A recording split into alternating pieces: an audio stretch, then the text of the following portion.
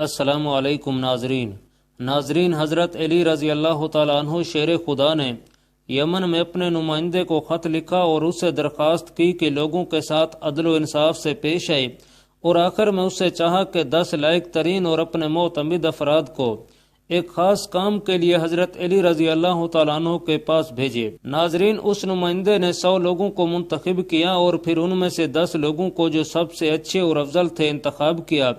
ان 10 لوگوں میں سے عبد الرحمن ابن ملجم مرادی بھی شامل تھا۔ جب یہ لوگ حضرت علی رضی اللہ تعالیٰ عنہ کے پاس پہنچے، ابن ملجم جو کہ شجاع فصیح و بلیغ تھا، اس کو ان لوگوں نے اپنا سخن گو بنایا تاکہ حضرت علی رضی اللہ تعالیٰ عنہ سے گفتگو کرے اور مداح میں اس نے جو خود شعر کہے تھے وہ پڑھے۔ ناظرین، اس کی تمام باتوں میں ایک بات یہ تھی کہ ہم فخر کرتے ہیں آپ فرمان دیں، ہم سب غلامی کریں اور ہماری تلواریں آپ کے دشمنوں کے لیے آمادہ ہیں۔ امیر المؤمنین حضرت علی رضی اللہ تعالیٰ عنہ نے بعد میں اس کو اپنے پاس بلایا اور فرمایا، تمہارا نام کیا ہے؟ اس نے کہا، عبد الرحمن۔ حضرت علی رضی اللہ تعالیٰ عنہ نے فرمایا، تمہارے باپ کا نام کیا ہے؟ اس نے کہا، ملجم۔ حضرت علی رضی اللہ تعالیٰ عنہ نے کہا، کس قبیلے سے ہو؟ کہا، مراد سے۔ پھر حضرت علی نے اسے 3 مرتبہ کہا، کیا تم مرادی ہو؟ کیا تم مرادی ہو؟ کیا تم مرادی ہو؟ ابن ملجم نے کہا، جی ہاں امیر المؤمنین۔ ناظرین، اس وقت حضرت علی رضی اللہ تعالیٰ عنہ نے زبان پر کلمہ ترجیح جاری کیا، ان للہ و انا الیہ راجعون۔ ابن ملجم صفین اور نہروان کی جنگوں میں حضرت علی رضی اللہ تعالیٰ عنہ کے ساتھ ساتھ تھا۔ جب لشکر اسلام نے خوارج پر غلبہ حاصل کیا تو ابن ملجم نے کہا، اے امیر المؤمنین، مجھے اجازت دیں میں آپ رضی اللہ تعالیٰ عنہ سے پہلے کوفہ جا کر آپ کی فتح و کامرانی کی خوشخبری کوفہ والوں کو دوں۔ حضرت علی نے کہا، تمہارا مقصد اس کام سے کیا ہے؟ اس نے کہا، میں چاہتا ہوں کہ خدا مجھ سے راضی ہو جائے کہ حضرت علی رضی اللہ تعالیٰ عنہ کی کامیابی سے لوگوں کو خوشحال کروں۔ ناظرین، حضرت علی رضی اللہ تعالیٰ عنہ نے اجازت دی اور اسی طرح اس نے جھنڈا ہاتھ میں لیا اور کوفہ کی طرف گیا۔ شہر میں داخل ہوا اور بشارت کی فریاد شہر میں گونجی۔ اس طرح وہ گلیوں سے گزر رہا تھا کہ قطامہ کے گھر کے پاس پہنچا۔ ناظرین، یہ بہت زیادہ خوبصورت، حسین و جمیل اور دولت مند عورت تھی، لیکن بدکار اور فاحشہ عورت تھی۔ طبقات الکبریٰ جلد 3 صفحہ نمبر 35 پر ابن سعد لکھتے ہیں کہ جب قطامہ نے حضرت علی کی فتح کی خبر سنی تو ابن ملجم کو پکارا تاکہ وہ اپنے باپ اور بھائی کے بارے میں پوچھے۔ قطامہ اسے اپنے گھر لے گئی، عزت و احترام کیا اور مہمان نوازی کی۔ ابن ملجم پہلی ہی نگاہ میں اس کا عاشق ہو گیا اور اپنے دین و ایمان کو اس کے ہاتھ میں بیچ دیا۔ ناظرین، قطامہ نے اپنے باپ اور بھائی کے بارے میں پوچھا جو خوارج کی سپاہ میں سے تھے۔ ابن ملجم نے کہا، وہ سب جنگ میں ہلاک ہو گئے۔ یہ خبر سنتے ہی وہ رونے لگی۔ ابن ملجم اس خبر کو دینے پر پشیمان ہوا۔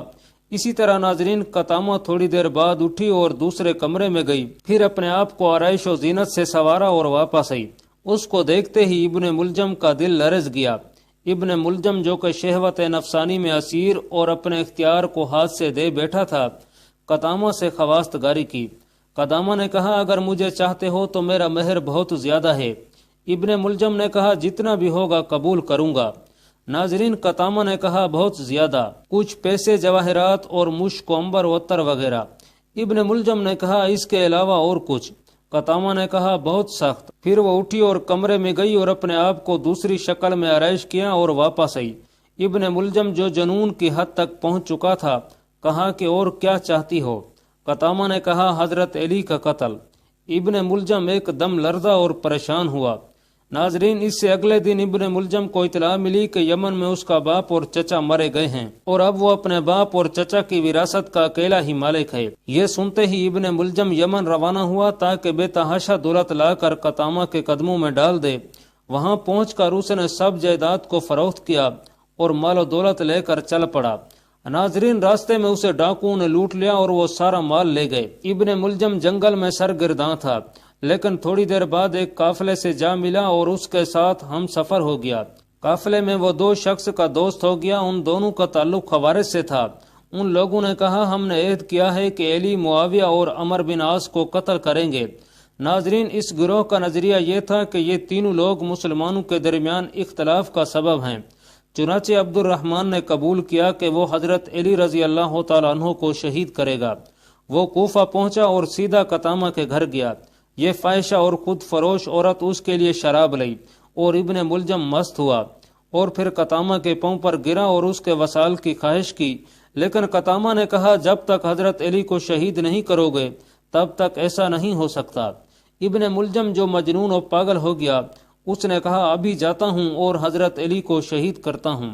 ناظرین، قطامہ نے کہا اس طرح نہیں، بلکہ قتل کے لیے مقدمات ضروری ہیں۔ اس نے ابن ملجم کی تلوار لی اور اسے کچھ پیسے دے کر اسے تیز کروایا، پھر کچھ درہم دے کر اس تلوار کو زہر آلود کروایا۔ اس رات بد نصیب و بے حیا نے محراب مسجد کوفہ میں دماد رسول شیر خدا حضرت علی رضی اللہ تعالیٰ عنہ پر وار کیا اور تلوار سے ایسا زخم لگایا جس کے اثر سے 2 روز بعد حضرت علی رضی اللہ تعالیٰ عنہ شہید ہو گئے۔ کوفہ میں کوہرام مچ گیا، ابن ملجم کو گرفتار کر لیا گیا۔ حضرت امام حسن اپنے والد محترم حضرت علی کی میت کو نجف اشرف میں دفنا کر کوفہ واپس آئے تو حضرت علی رضی اللہ تعالیٰ عنہ سے پیار کرنے والوں نے حضرت امام حسن کو ممبر پر بیٹھ کر خطبہ دینے کا کہا۔ حضرت امام حسن رضی اللہ تعالیٰ عنہ ممبر پر بیٹھ گئے۔ آپ رضی اللہ تعالیٰ عنہ اتنے زیادہ غمگین تھے کہ آپ سے بولا نہیں جا رہا تھا۔ آپ رضی اللہ تعالیٰ عنہ جب تھوڑے سے پرسکون ہوئے تو کھڑے ہو کر بڑے جوش سے ایک خطبہ دیا۔ خطبے کے بعد آپ رضی اللہ تعالیٰ عنہ نے حکم دیا کہ عبد الرحمن ابن ملجم کو حاضر کیا جائے۔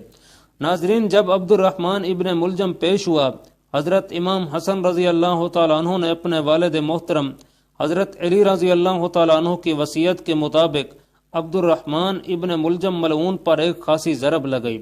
ابن ملجم ملعون ضرب لگنے سے جہنم میں پہنچ گیا۔ ناظرین، ابن بطوطہ لکھتے ہیں کہ کوفہ کے سفر کے دوران کوفہ کے مغرب میں ایک مکمل سفید زمین کے درمیان ایک حصہ نہایت ہی کالا ٹکڑا دیکھا ہے۔ جب میں نے تجسس کی حالت میں سوال کیا اور اس کے بارے میں تحقیق کی تو اس علاقے کے ایک مکین نے جواب دیا یہ حصہ حضرت علی رضی اللہ تعالیٰ عنہ کے قاتل ابن ملجم کی قبر ہے، اور اہل کوفہ کی یہ رسم چلی آ رہی ہے کہ ہر سال یہاں لکڑیاں جمع کر کے 7 دن تک ان لکڑیوں کو جلاتے ہیں، اس وجہ سے زمین کا یہ حصہ کالا ہو گیا ہے۔ ناظرین گرامی، 750 عیسوی میں بنو امیہ کی حکومت کا تخت بنو عباس نے الٹ دیا تھا۔ بنو امیہ کا آخری حکمران مروان ثانی ایک انتہائی سست اور ڈرپوک حکمران تھا جس نے ابو مسلم خراسانی کے ہاتھوں شکست کھائی اور یوں بنو عباس کی حکمرانی شروع ہوئی۔ تاریخی کتابوں میں درج ہے کہ ابو مسلم خراسانی نے بنو عباس کے ابو جعفر منصور اور ان کے بھائی ابو العباس الصفا کو حکمرانی سونپ دی، اور اس طرح بنو عباس کے پہلے حکمران ابو العباس نے آتے ہی بنو امیہ کا نام و نشان مٹانے کی قسم کھائی۔ ناظرین، بہت سے لوگوں کو قتل کر دیا گیا اور کربلا کے واقعہ میں ملوث تمام کرداروں کی قبریں تک کھودی گئیں اور سب کو سولی پر لٹکایا گیا۔ ناظرین، تاریخ ابن سعد میں لکھا ہے کہ کوفہ میں موجود ابن ملجم کی قبر کو بھی کھودا گیا، لیکن اس قبر میں اژدہے اور سانپوں کے علاوہ کچھ نہ تھا۔ واللہ عالم۔ اللہ پاک کمی بیشی معاف فرمائے۔ اللہ آپ کا حامی و ناصر ہو، آمین۔